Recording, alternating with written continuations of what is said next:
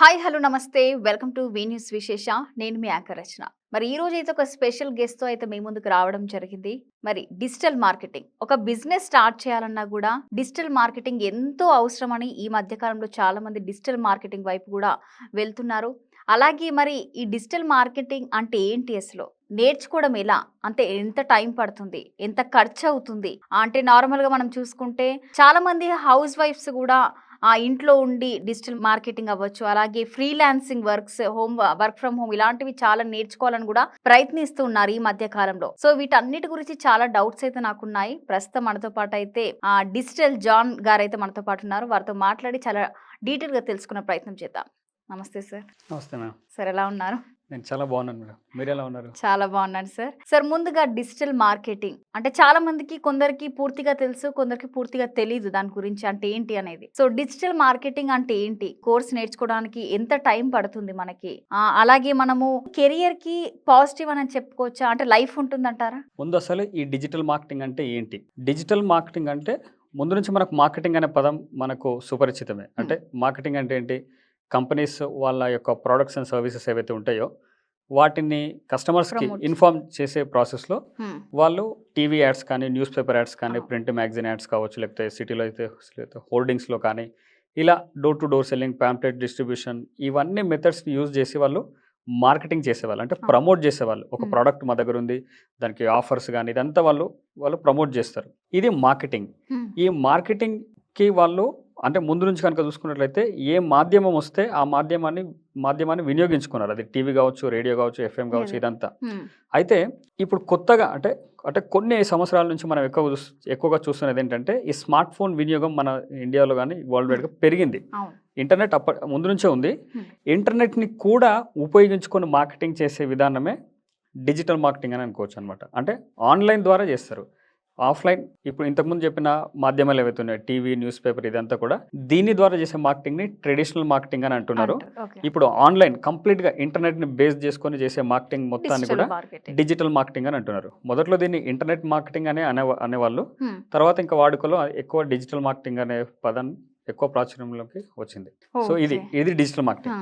సరే, digital marketing నేర్చుకోవాలి అంటే ఎంత టైం పడుతుంది? సో ఇది కంప్లీట్గా డిపెండ్స్ ఆన్ స్టూడెంట్ ఎంత ఇంట్రెస్ట్ పెట్టగలిగితే, ఎంత టైం కేటాయిస్తుంది అనే దాన్ని బట్టి డిపెండ్ అయి ఉంటుంది. ఇది 1 month నుంచి 3 months లోపు నేర్చుకోవచ్చు. ఎవరైనా డిజిటల్ మార్కెటింగ్ నేర్చుకోవచ్చు. ఒకవేళ కంప్లీట్గా అసలు సార్ మాకు ఏమీ తెలియదు కంప్యూటర్ గురించి, ఇప్పుడే మేము ఒక ల్యాప్టాప్ తెచ్చుకున్నాం, ఇప్పుడే మేము ఒక ల్యాప్టాప్ తీసుకున్నాం, కంప్యూటర్ బేసిక్స్ నుంచి అనుకుంటే ఒక 4-5 months అలా టైం పడుతుంది. ఎందుకంటే వాళ్ళు బేసిక్స్ తెలుసుకోవాల్సి ఉంటుంది కాబట్టి. ఆల్రెడీ అట్లీస్ట్ కంప్యూటర్ని ఎట్లా ఆపరేట్ చేయొచ్చు, అట్లీస్ట్ ఆ ఎంఎస్ ఆఫీస్ అన్న వస్తే, ఇంటర్నెట్ బేసిక్ మెయిల్ యూసేజ్ ఇవి కూడా రాని వాళ్ళు చాలా మంది ఉంటారు. సో రాని వాళ్ళు ఉంటారు. వాళ్ళకి కొంత ఎక్కువ టైం పడుతుంది అంతే. బట్ ఓవరాల్గా మనం చూసుకున్నట్లయితే ఎక్కువ టైం కేటాయించగలిగితే 3 to 4 months ఈజీగా నేర్చుకోవచ్చు. ఇంకా నేర్చుకోవడానికి ఎంత టైం స్పెండ్ చేయొచ్చు అంటారు దానికి? పర్ డే కనుక చూసుకున్నట్లయితే వీళ్ళు అట్లీస్ట్ ఎవరైనా సరే బిగినర్ ఆర్ ఒకవేళ కొంత నాలెడ్జ్ ఉన్న వాళ్ళైనా సరే 3 to 4 hours కనుక టైం స్పెండ్ చేయగలిగితే వీళ్ళు ప్రాపర్గా నేర్చుకునే ఛాన్స్ ఉంటుంది. అట్లీస్ట్ అంటే 1 hour ఒక క్లాస్ అయినా సరే, ఒకవేళ వీడియో రికార్డింగ్ కోర్సెస్ అయినా సరే, మల్టిపుల్ ఆపర్చునిటీస్ ఉన్నాయి వీళ్ళు నేర్చుకోవడానికి కూడా. వాళ్ళు 1 hour క్లాస్ వినడానికి అనుకున్నా సరే ఎక్స్ట్రాగా వీళ్ళు ఇంకా ప్రాక్టీస్ చేయడానికి కనుక కేటాయించగలిగినట్లయితే, ఎంత టైం కేటాయించగలిగితే అంత బెటర్ అవుతారు క్యాండిడేట్. సో దాన్ని బట్టి ఎక్కువ ప్యాకేజ్ కూడా వచ్చే ఛాన్స్ ఉంటుంది స్కిల్స్ని బట్టి. ఒకవేళ ఇంకొకటి, ఇది మంచి కెరీర్ ఆపర్చునిటీ అయినా అంటే ఎస్, ఇది మంచి కెరీర్ ఆపర్చునిటీ మేడం. ఇది ఒక రెసిషన్ ఫ్రీ జాబ్ అనుకోవచ్చు. లైఫ్ ఉంటుంది, మంచి లైఫ్ ఉంటుంది, మంచి ఇన్కమ్ కూడా సంపాదించుకునే ఛాన్స్ ఉంది ఇందులో.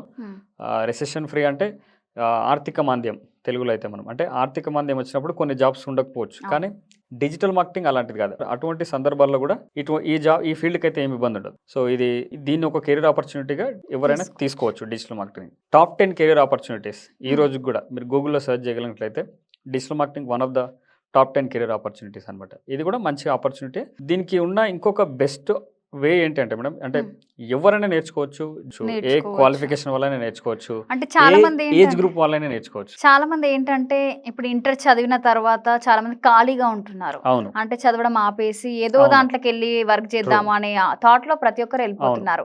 సో వాళ్ళకు కూడా అంటే చదువు లేని వాళ్ళు, అంటే ఇంటర్ కంప్లీట్ అయిన తర్వాత కూడా డిగ్రీ లేని వాళ్ళు కూడా ఈ యొక్క డిజిటల్ మార్కెటింగ్ నేర్చుకోవచ్చు అంటే చదవడం రాయడం వస్తే ఎవరైనా నేర్చుకోవచ్చు.